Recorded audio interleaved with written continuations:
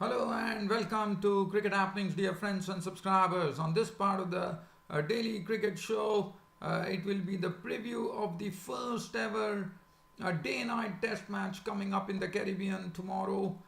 We are talking about the third test which is coming up between Sri Lanka and West Indies. It's going to be a day-night test match with a pink ball, and this is the first time that West Indies is hosting a day-night test match in their history, and there'll be a lot of excitement building, and especially considering that it's a weekend there in the West Indies. On Saturday, I think we should expect a real sellout crowd there, with the first ever day-night test match being enacted at the Bridgetown as the very traditional stadium where pace bowlers have really ruled the roost. We are talking about Bridgetown in Barbados, where the final test match of the series between India and West Indies will be enacted.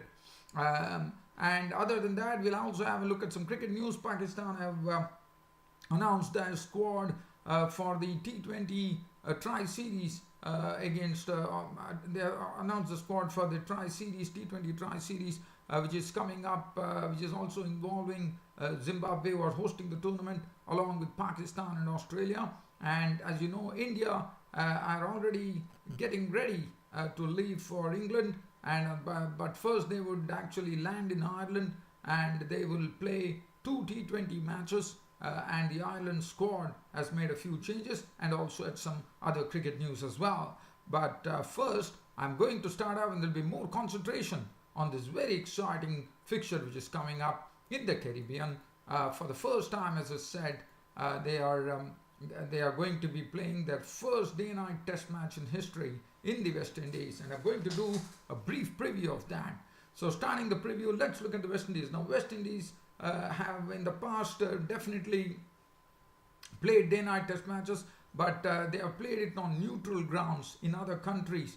And unfortunately, I have to say, the record for West Indies in two day-night test matches that they have played has not been good for them. They have lost both the matches. So basically, they lost to Pakistan in Dubai, and then again lost to England at Edgbaston. So, but if you look at Sri Lanka, they only played one day-night test so far in the UAE, and they won the match. And we know with whom they would have played if it is in the UAE. It would have been with Pakistan. They won that match. So it is tomorrow day-night test match cricket in the final test of the series between Sri Lanka and West Indies under lights with a pink ball, and that should be a sort of a mouth-watering prospect for the Caribbean people there. As I said, they are going to be seeing the first ever day-night test match in the Caribbean, and I think any person who's crazy about cricket like me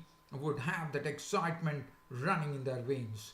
So West Indies would be the West Indies team. If you have a look at it, let's talk about the Sri Lankan team, because the reason I'm talking about let's look at the West Indies team and then come to the Sri Lankan team.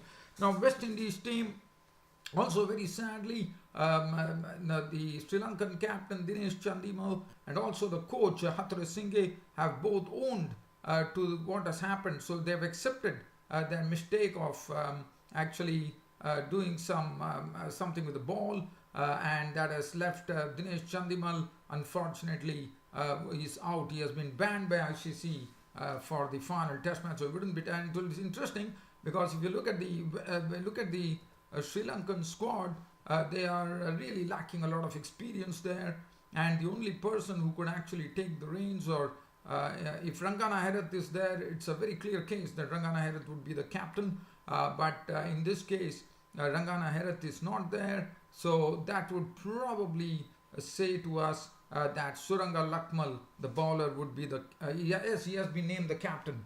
I do see that Suranga Lakmal has been named the captain of the Sri Lankan side. So definitely one feels sorry for Sri Lanka, because West Indies are doing very well. They are one zip in the series. It's a home series that they are playing, and I think they will be totally pumped up tomorrow, and they would like to really change the record that they have in day-night test matches. Probably they were unlucky there, and they would like to get lucky here in their home turf, and that's what the crowds are looking out for. As far as the Sri Lankan team is concerned, Danushka Gunatilaka would be the one who would be. They have decided to drop Kushal Pereira, who has not been scoring a lot of runs. So Danushka Gunatilaka comes into the squad. Mahela Uduvate will open the innings with him. Dhananjay De Silva will be coming at one drop. I would rather say Kushal Mendes should be coming one drop, and number 2 should be Dhananjay De Silva. And definitely one would be expecting Dhananjay De Silva and Kushal Mendes to me to really score some runs there, because it is Kushal Mendes, yes, he has been doing his job. Dhananjay De Silva has to come up with the goods now. Roshan Silva has already played a compact 48 the other day. Yes, Kushal Pereira is there, but Kushal Pereira will be coming down the order. That's what it says. So Danushka Gunatilaka, it's a sort of a premonition that he might replace Kushal Pereira. And then Niroshan Dikwala, who played well in the previous test match, also keeps the wickets. Lakmal will be leading the side. Akila Dhananjaya, the spinner. Kasun Rajita was very impressive in this particular series, one thought, by really moving the ball both ways at some very decent pace. And Lairu Kumra, who has been really giving a torrid time to the West Indian batsman with his really pacey and bouncy deliveries, and he has been quite a force to reckon with for the West Indian batsman. And I'm sure Lairu Kumra would be really happy seeing this pitch at Bridgetown in Barbados. As always, as you know, Kensington Oval, Bridgetown in Barbados has always favoured the seam bowlers, and I think we are in for a great time in cricket here. Lairu Kumra, the tall, fast bowler, has been very impressive. He has been bowling with lots of aggression, and that's what one want to see in a fast bowler. And I think he has all the makings of a genuine young fast bowler. And Sunanga Lakmal will be, as I said, and so he would have an additional responsibility as well, not only trying to bowl well, but also leading the side, and that could probably take a lot out of him as well. And looking at it, I think basically what Sri Lanka can do, but now this is again going to be day-night test cricket. Sri Lanka have been lucky in the past beating Pakistan, but again in the West Indies it's going to be different. Whether this is going to bring a sort of change of luck for West Indies. Now Sri Lanka, as I said, well, they can still probably square the series if they win this particular day-night test match, because West Indies are 1-0 up in the 3-test series. But well, if that does not happen and they allow Sri Lanka, West Indies to win the series, West Indies would have been winning it 2-0. So, but let's see what really happens and how Sri Lanka actually combat the West Indians. As far as West Indies are concerned, they are walking in totally pumped up with lots of confidence. The only thing that they need to do here is that they want to have their first day-night test win. As I said, they have never won a day-night test match. So that is what they are really gunning for right now. And as far as the West Indies team is concerned, Craig Brathwaite will open with Devon Smith. Devon Smith has already come up good. He has made a comeback and he has made it count. Craig Brathwaite has already made his contribution as well. Kieron Powell is another good player who is very technically perfect, and he can really play a grinding innings. Shai Hope, one knows that is quite a big talent now in the West Indies. Shai Hope, no doubt, the future West Indian batsman, no doubt about it. Roston Chase is another one who is already made his mark in West Indian cricket.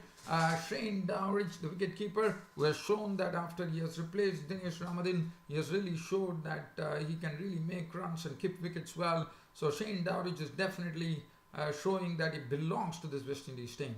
Jason Holder, the captain, as usual, leads his team in a very firm manner, and he himself is a good contributor, whether it is with bat or ball. And the bowling will be interesting. Shannon Gabriel, who actually has terrorized the Sri Lankans in the last test match, and they won't have happy memories of that, because Shannon Gabriel is going to be quite a sort of a fundamental factor for the West Indies, if at all they want to win the series, because he has shown he's a match winner.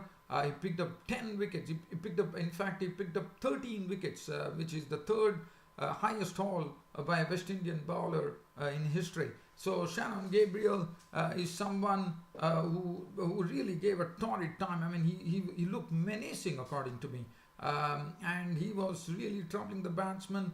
He was getting steep pace and bounce. He's a tall guy. He has a good physique as well. and the ball comes at some real pace there. So Shannon Gabriel is going to be a real force to reckon with, and that is what the Sri Lankans are going to combat. And Shannon Gabriel, to me, with the pink ball will also be quite dangerous. And as you know, we have seen in day-night test matches towards the evening, the ball does a lot, and Shannon Gabriel could be at its best. Kemar Roche, and I think West Indies are well placed here. There's no doubt about it. I can say they definitely hold the aces there with Shannon Gabriel and Kemar Roche opening the bowling. And Kemar Roche is also, one knows what a wonderful bowler he is. So I think both operating in tandem would be a sort of a real spectacle. We could see some real pace coming in there.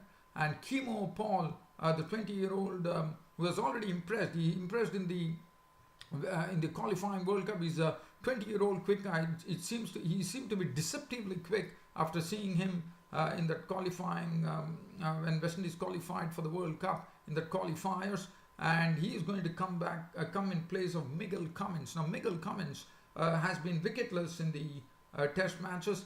So basically in 3 of the 4 innings he has not picked up any wickets, and so they have decided to bring in the young quick. And I thought Kimo Paul is pretty deceptive, and he would be I think he would, and he is also a good batsman. Let's also take the fact that Kimo Paul will also add some batting muscle to the West Indies batting order. So I think and looking at it being a seamer's wicket traditionally, Bridgetown Kensington Oval, it could be quite pacey, and I think the West Indies are holding all the aces. I mean, looking at the team which is crippled and looking at it, I would give a really big chance for the West Indies to probably change their record as far as day-night test cricket is concerned.